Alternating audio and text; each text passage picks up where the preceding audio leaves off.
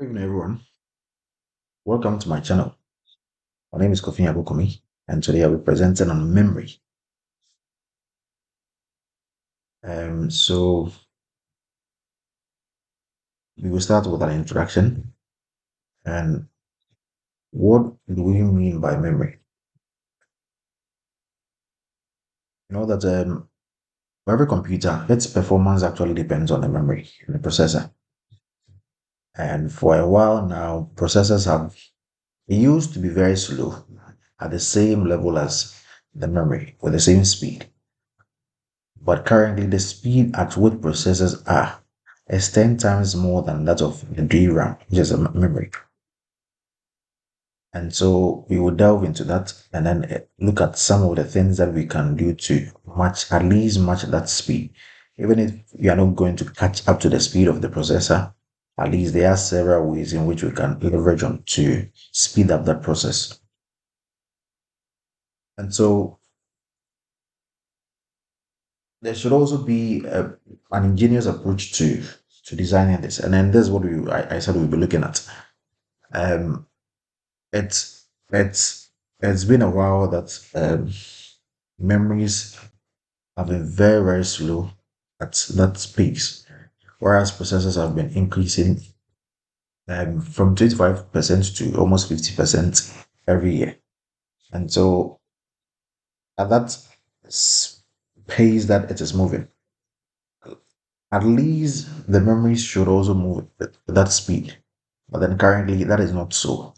And so there have been that disparity between the speed at which processors are and then at which the memories are. And that brings a lot of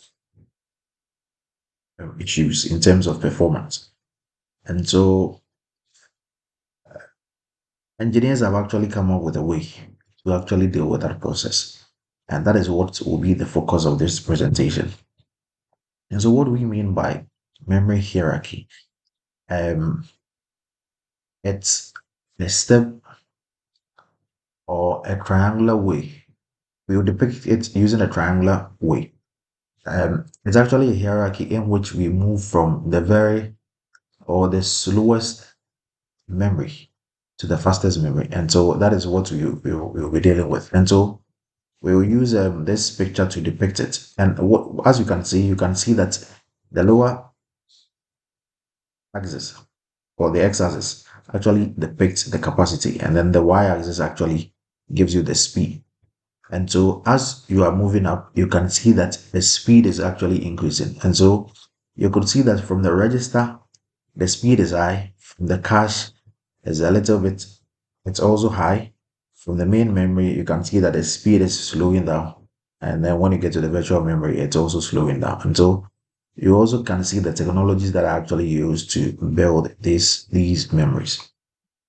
And for the virtual memory, it actually uses your SSD or your HDD. That is your hard disk drive or your SSD. Now, with the main memory, it uses what we call the DRAM, which is the dynamic RAM. And then for the cache, it uses the SRAM, which is the static RAM.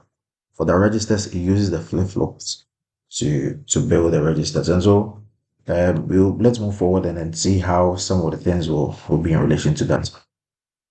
And so let's use this example of having a library. Now I want to read a book, maybe Harry Potter, and I go to the library. I pick that book. Probably I might want to read the other volumes that comes with it. And so I would want the volume 2, volume 3, because it comes in series. Now for the library unit, books that are always easy to access is placed on the shelves. Now they also have a basement where they keep books that are normally not in use constantly, quite often, and so those ones are kept in the basement. They can also have an agreement, loan agreement with other libraries, where if they don't have a particular book, they can go to other libraries and then loan those books and then come and give it to you. And so we will use that example to depict what the memory is actually is. And so that brings us to what we call the temporal, and then the spatial locality. Okay. And so for the temporal locality, we are saying that um, a book that you've used, probably you'll be using it again. And so the repeated book that I'm using, I'm reading it. And so I would want to keep that book by my side. And so quite often I'll be using it constantly because I'll be reading it. And that is the temporal locality for you. Things that you'll be accessing it quite often. You know that you'll be needing it. And so obviously it's something that you keep it to you. Now, what do we mean by spatial locality? Spatial locality deals with, I know that these are the volumes of books that I'll be using. And so it comes with the Harry Potter book has like 6 volumes. When I'm done with the volume one, I'll be using the volume two, volume three, and the other ones. And so that comes with a spatial locality. Obviously, you'll be needing those ones. And so you bring it along with you and then you also keep it. And so that's an example that we can use to depict what the memory is actually is. The memory actually is. Sorry. And so for the temporal locality, it means that the processor is likely to access a piece of information that it will be using it again and again. And so let's take, for instance, a variable that you use. Um, that variable will be actually be used in it's a different point in the program. And so it's something that you'll be using quite often. And so the processor will actually keep that.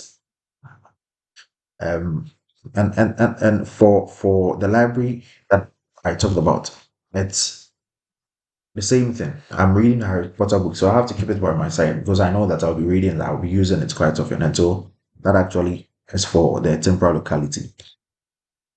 Now, for the spatial locality, as I already said, let's take an array for instance. You know that the content of an array, when you pick an array, you'll be using the other values as well. And so you'll be running a loop and then you actually be using those values. And so when you get an array, for instance, for the array, all the adjacent values that comes with it, you also be needing them. And so likewise, you also have to keep it as well. And so that actually says it. And as I already mentioned, that I have the volumes of books that are with me. And for the volumes, I have volume two, volume three, volume four, and the other ones. They're all with me. And so if I need them, obviously I only have to go to the library again and then go and pick it. I already have it with me. And so how are these memories built? They're actually built using dynamic RAM for the normal RAM that you have, and then the static RAM. And that is what we'll be using for the cache as well. So now the cache is built the chip on the CPU and it's a very fast memory. Now, the very fastest of all is the registers, where um, as part of the data parts for the von Neumann architecture, you whenever you take an instruction and then there are operands with it, it's actually the calculations and everything are stored in the register. And so the registers are even faster than the cache. But then when a CPU needs an information and wants to access it from the memory, now the first thing that it will do is it will look into the cache and see that the cache has it. Now, if the cache does not have it, now we call it the cache miss because it would have to look for it in the memory. Now, if the CPU finds the value or whatever it wants from the cache, now that's the cache hit because you've been able to you found actually found whatever you wanted, and so it's in the cache, and so there's no need for you to even go the extra mile to move to the cache. I mean, to the memory to fetch that information, and then fetching information from the memory is very slow, and so at every point in time you would want to check into the cache and see that you have every information that you need pertaining to any execution that you'll be doing in terms of the CPU. Okay, any instruction that you'll be using. And so it's something that you would quite you would often hear. And so let's keep it in mind that when you have a cache hit, it means that you've been able to found the information in the cache. When you have a cache miss, it means that you didn't find the information in the cache, and you have to move a step further to look into the memory to find whatever you want. Now the cache memory, and so it actually holds commonly used data, and that is what it has. And so when you are fetching data, it's actually in words, okay? And so the data you fetch are actually in words. And so you should have a capacity in which you'll be able to hold these words. And that is what we have, we call it the capacity. So the cache actually has a capacity that it can contain in terms of the words that it fetches. Okay.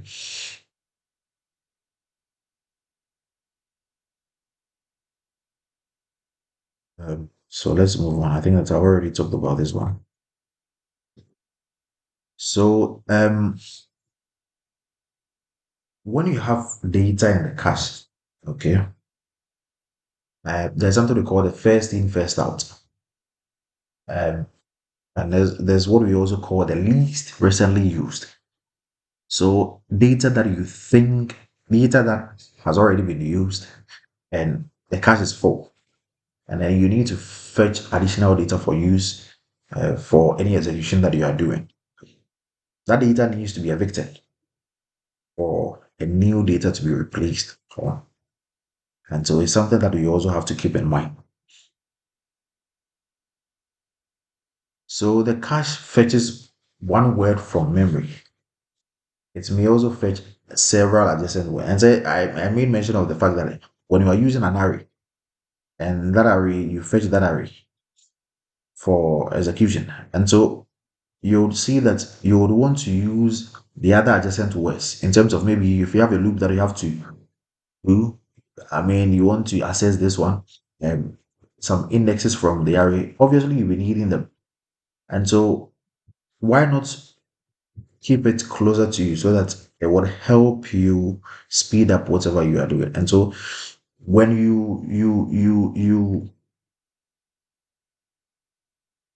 pick any array, or when you take any array, obviously the adjacent word that comes with it, you'll be using them as well. So the group of words that you'll be fetching is what we call a cache block or a cache line. And we just keep this one in mind is because you'll be using it quite often to understand what we mean by a set, okay, and then what we mean by the block size and the other ones. And so the block is very, very, very important. When you come to the n um, way of doing mapping, the block plays a very, very important role in that. And so keep in mind that we have what we call the cache line or the cache block. So the number of words in the cache block is called the block size. Okay. So the number of words that you have in a cache block is your block size. And so if you want to know the number of blocks that you have, okay, for for in terms of capacity wise, okay, there's a formula that you need to employ. So your block is equal to the capacity, okay, divided by what? The block that you have. Okay. So you know that you have these number of blocks. Okay.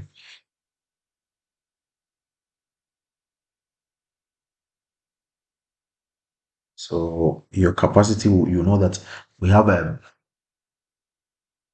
we have let's take for instance a building. Okay. So for this building, you know that this is the size that we have. Okay. Let's take it for instance the what can we even use to okay, building is a bit, so let's use let's use,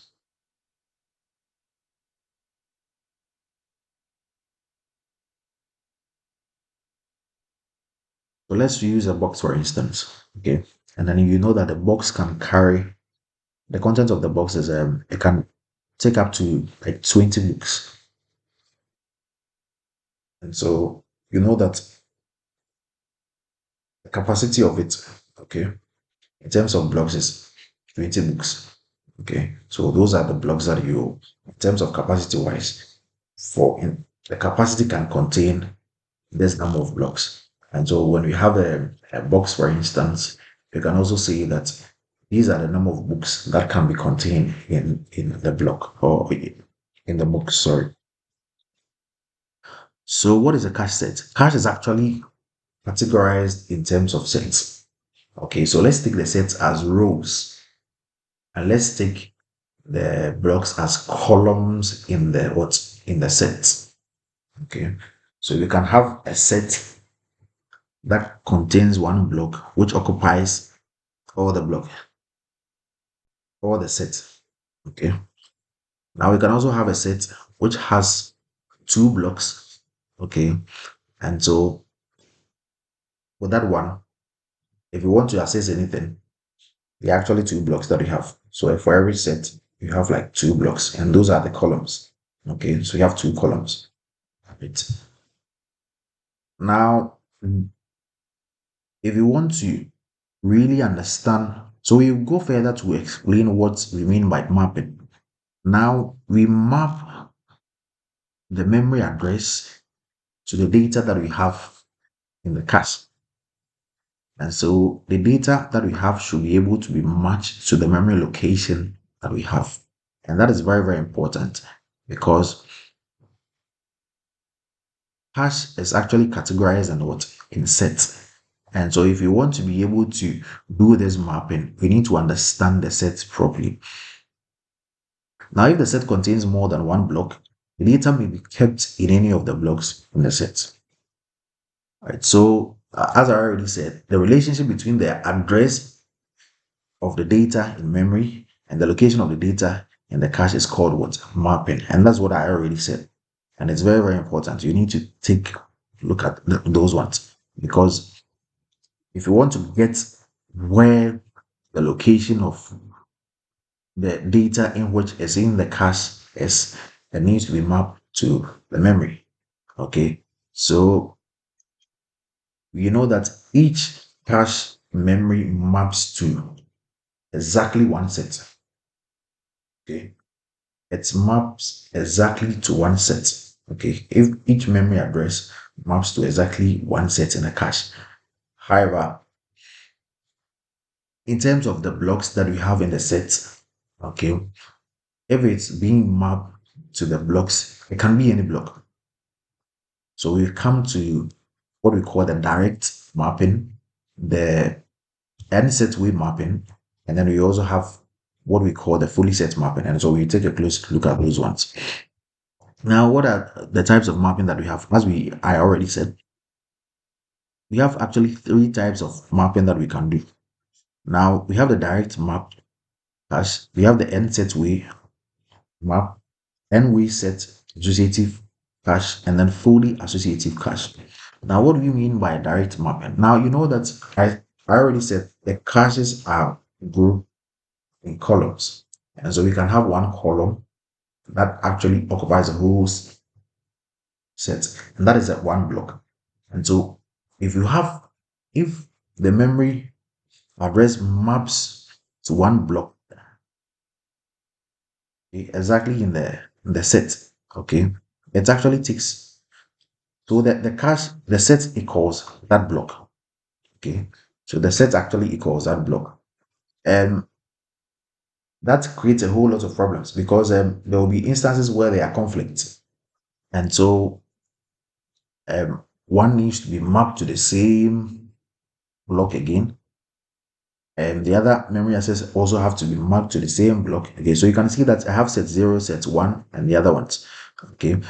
You have a memory location that is mapping to set 1, and that memory location that is also mapping to set 1. So it creates a lot of conflict. And so they came up with, the designers also had to come up with another solution. And they came up with what we call the n set way mapping. And as you can see with the n set way mapping, we have what we call the degree of associativity. Okay. And the n-way set associative cache. Okay. Each set contains n blocks. Okay. So we have n blocks. Now the address will map to the number of blocks. Okay. But then it will have two. Let's take for instance, it will have like two columns for it. Okay. Two ways in which we can deal with it. And so we have, instead of saying that we have like 8 sets, we have 8 sets. We have two ways of doing it. And so if we have two ways of doing it, then it means if it's eight, we can actually divide it into what? Into four, but still the same set. Okay. So we have four. Okay. Now instead of 8 sets, we'll be having 4 sets with what? Two ways of doing it. Now with the two ways of doing it, you can actually see that now it has been grouped. Okay. The blocks have actually been grouped based on each way of what actually doing it. Okay, so that's what you can see here. It creates room to avoid any conflict. And that is what we mean by the n-way. So we can have 4-way, we can have 8-way, and the other ones. Now, let's say for instance, we have a capacity with an 8 word, okay, and then two-way set associative cache. Now, if we have that, now it means that we can actually have what? 4 sets. And that is what I made mention. They are actually two ways, okay? And so with the two ways, there's no need to have a full block for each set.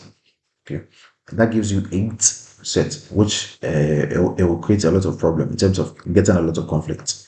And so there's a need for us to divide it into two, in which we can map it separately. Now, with the fully set mapping, we have just one set. We have just one set, but then what? Different ways of what? Doing it. And so we can have like 8 ways. So instead of us having like 8 sets, we have like what? 8 ways of actually doing it with just one set. And you can see the blocks. Okay. And that's another name for saying that we have what? A B-way set of what? B-way set what? Associative cache.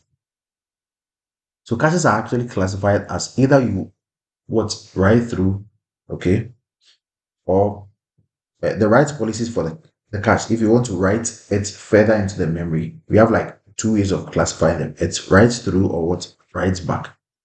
Okay. Let me explain the write back. Okay. For you to get the write through.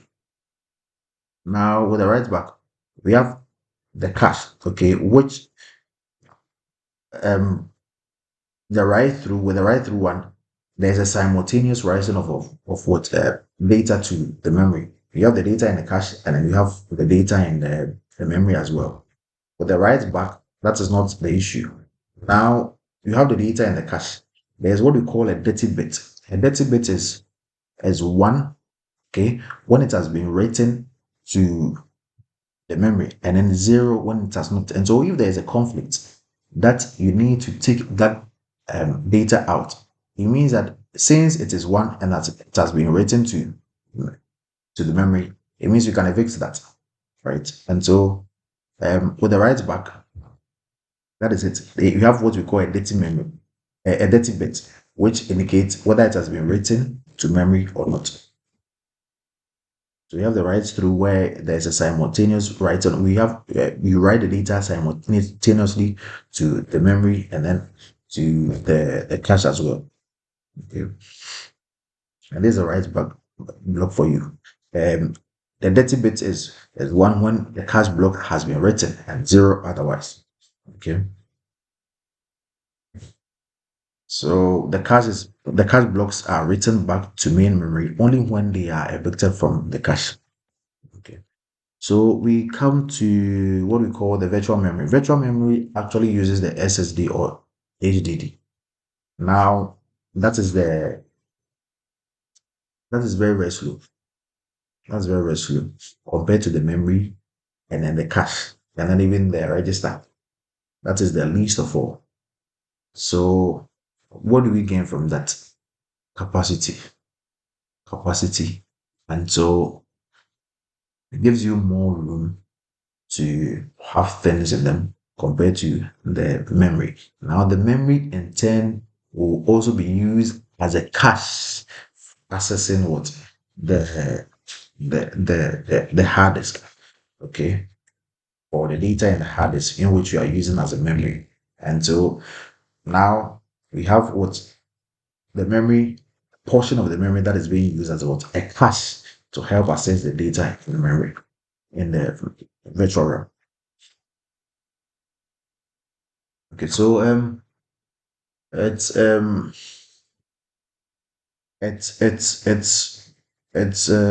very slow. Okay, so if a significant fraction is being accessed from the HDD, then you know that performance will obviously be bad compared to having data being selected from the memory. Okay, so that is it. Now, programs can access data anywhere in the virtual memory. Okay, so hence there is a need for us to come up with what a virtual address that maps to what's in the memory. Okay, so DRAM actually holds a subset of most recently accessed virtual memory. Okay, and in this way, it's physically is what a cache for what the virtual memory, and I made mention of it in the previous slide. So it's something that in terms of capacity wise we would leverage on, but then in terms of speed, it's not something that we would rely heavily on. Okay, so these are analogous terms that we use. Okay, so when we say a block, it means a page in a virtual memory. When you say a block size, it means a page size. When you say a block offset, it means what a page offset. When you say a miss, it is a page fault in memory terms. And when we say a tag, it's what a virtual page number. Okay, so that is all. That's for my presentation. Okay, all right. Thank you.